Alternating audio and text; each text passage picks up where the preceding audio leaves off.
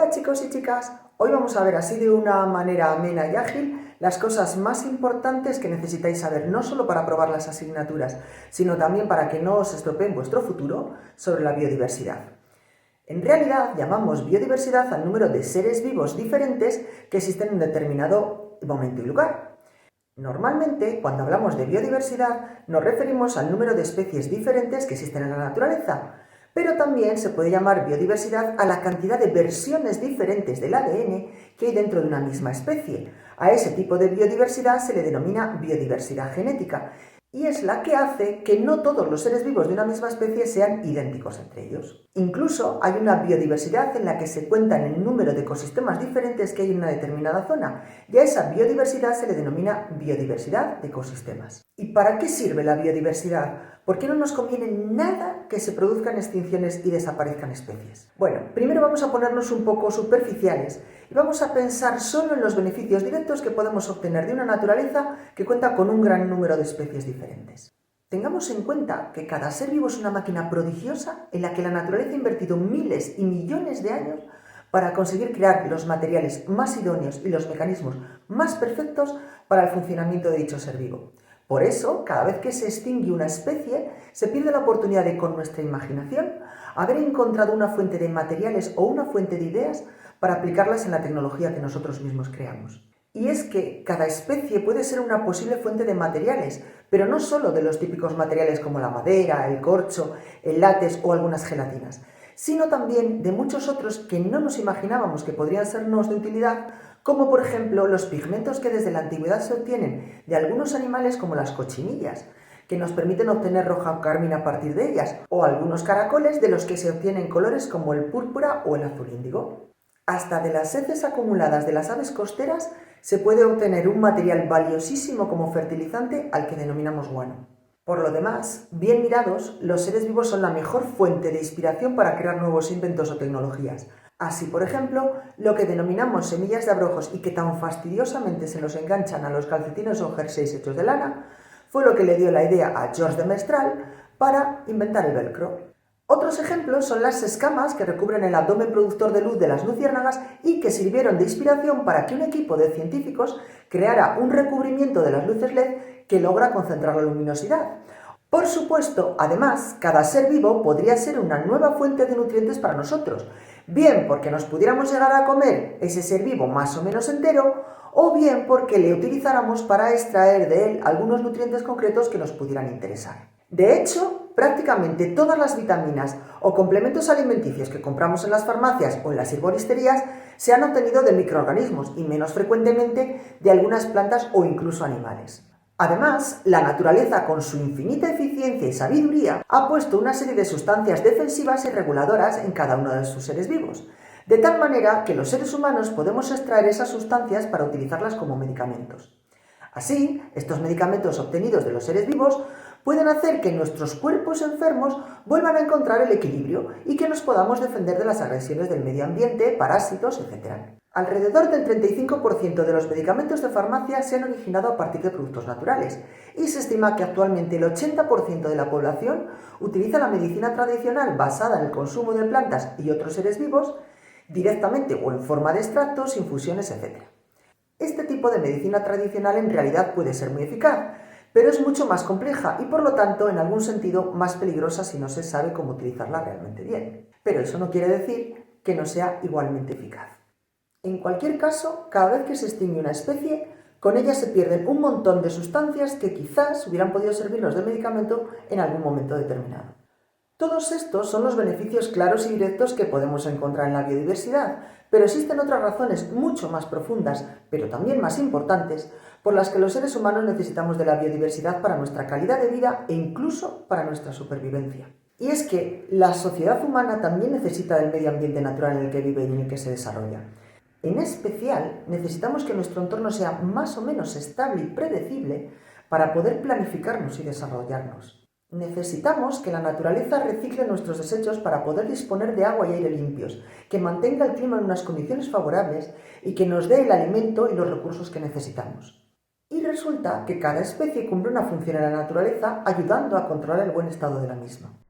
Así, las distintas especies de seres vivos pueden ser alimentos de otras especies, el lugar de refugio de otras especies, controlar que no se dispare la población de otras especies alimentándose de ellas o compitiendo con ellas, ayudar a la reproducción de algunas otras especies, realizar labores de limpieza o reciclaje de desechos, regular los factores climáticos como el viento o la lluvia, descomponer las rocas y crear suelo, eliminar la contaminación y reducir el cambio climático y otras muchísimas más que podrás encontrar, por ejemplo, en los enlaces a los vídeos que te dejo en la descripción.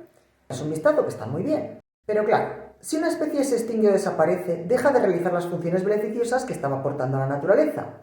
De esa manera, solo si existe una gran biodiversidad, podremos encontrar en la naturaleza un conjunto de seres vivos que entre todos puedan suplir todas las funciones que estaba realizando el ser vivo que se extinguió. Si no existe esa biodiversidad y el ser vivo extinguido no puede ser sustituido en sus funciones, el ecosistema se desequilibra y deja de funcionar correctamente hasta que incluso puede llegar a destruirse del todo. Y no te olvides de eso, de que nosotros dependemos de los ecosistemas que mantienen en condiciones el suelo donde cultivamos, el aire que respiramos, la lluvia y el agua que bebemos y con la que nos limpiamos, o todos los seres vivos que utilizamos en nuestro beneficio. Existen otros muchos beneficios de la existencia de biodiversidad, beneficios que son más genéricos, pero no por ello menos importantes. Así, por ejemplo, el estudio y la investigación de cada especie de ser vivo nos permite aprender cosas diferentes sobre cómo funciona la naturaleza en general y también nos ayuda a entender el mundo en el que nos rodea para poder manejarnos bien en él.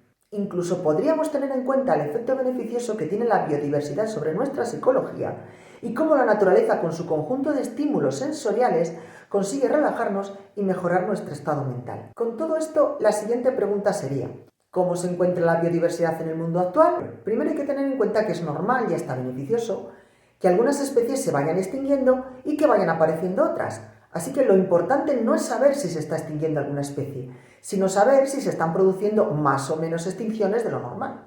Así que haz un esfuerzo de imaginación y piensa cada cuánto tiempo crees que sería normal que se extinguiera una especie. ¿Cada década? ¿Cada año? ¿Cada mes? Pues bien, las estimaciones de los científicos especialistas nos dicen que actualmente se extinguen cada día más de 150 especies. Y sí, esta tasa de extinción no es nada normal. De hecho, es entre 1000 y 10.000 veces más alta de lo normal. De hecho, si no somos capaces de percibir a simple vista el enorme colapso de biodiversidad que está ocurriendo ahora mismo, es porque, en realidad, solo conocemos aproximadamente un 10% de todas las especies que existen. Así que, la mayoría de las especies que se están extinguiendo están desapareciendo sin que nosotros hayamos podido ni siquiera llegar a conocerlas ni a saber qué efectos tendrá su desaparición. No sé si ahora mismo te estarás preguntando cuál será la causa de este colapso de la biodiversidad, pero el caso es que no creo que sea ningún secreto que el ser humano es la especie más destructiva y que más daño ha hecho a la naturaleza y a todo lo que le rodea en toda la historia de la Tierra. Esto con el agravante de que además la mayor parte de la destrucción que hemos causado era realmente innecesaria, puesto que la hemos causado por ignorancia, estupidez o capricho. Así que sí, nosotros somos básicamente los únicos responsables de la hecatombe que se está produciendo actualmente en la biodiversidad.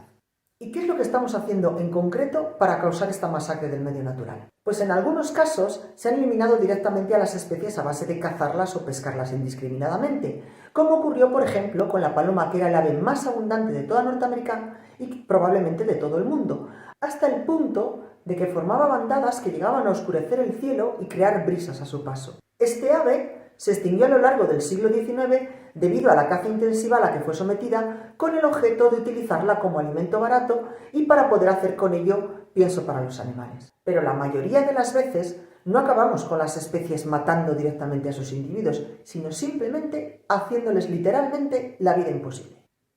Así, por ejemplo, tenemos la fea costumbre de llevarnos los seres vivos de un sitio a otro, introduciendo a unas especies en el ambiente de las otras, y así las especies introducidas perjudican a las autóctonas del lugar de muchísimas maneras, haciéndoles la competencia, transmitiéndoles enfermedades o incluso atacándolas para alimentarse o no de ellas. Un ejemplo de esta situación ocurrió cuando en el siglo XIX un colono británico introdujo en Australia unos cuantos conejos para así poder practicar la especialidad de caza que tanto le gustaba. Como por aquel entonces en Australia no había conejos y por lo tanto tampoco existían sus depredadores naturales, los conejos introducidos empezaron a reproducirse sin control e invadieron gran parte de Australia, arrasando literalmente todos sus campos, tanto los naturales como los de cultivo. En cualquier caso, el problema de los conejos en Australia podría considerarse un mero hecho puntual en comparación con la inconmensurable cantidad de perjuicios que les causamos a los seres vivos con nuestras acciones. Desde los contaminantes que expulsamos al ambiente y que les perjudican claramente, pasando por los pesticidas y herbicidas que utilizamos para matar a las plantas o insectos que no nos interesan, pero que terminan matando también a muchas otras plantas o insectos que no nos estorban en ningún sentido, pasando por la destrucción que ocasionamos en los lugares en los que viven o por los que tienen que pasar algunos seres vivos para poder sobrevivir, porque nosotros nos dedicamos a construir edificios, a crear minas, a establecer campos de cultivos y a extender nuestras carreteras, vallas, etcétera, por todos sitios. ¿Y qué es lo que podemos hacer para solucionar esta terrible situación? Pues en realidad dejar de hacer todo lo que ya sabemos que destruye la biodiversidad. Pero desde mi responsabilidad social como educadora, lo que tengo que señalar es que el éxito de cualquier medida que se tome no está en la medida en sí, sino en cómo ésta se aplique. Y las medidas que hay que tomar para atajar estos problemas medioambientales de tan vital importancia para el ser humano no solo tienen implicaciones naturales, sino también costes sociales con los que hay que contar.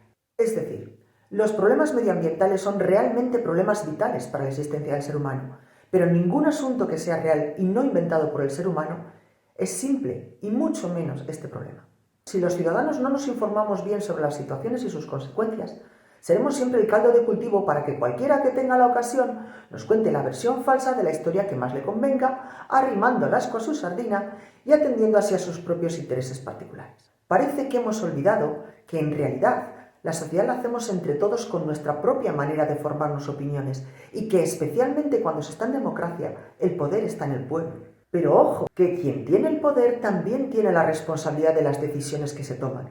Y la responsabilidad, que no es una cosa gratuita que consista en decirle a los políticos yo creo que me des esto, esto y esto, pasa por tener el conocimiento de cuáles son los problemas y las verdaderas opciones para afrontarlos.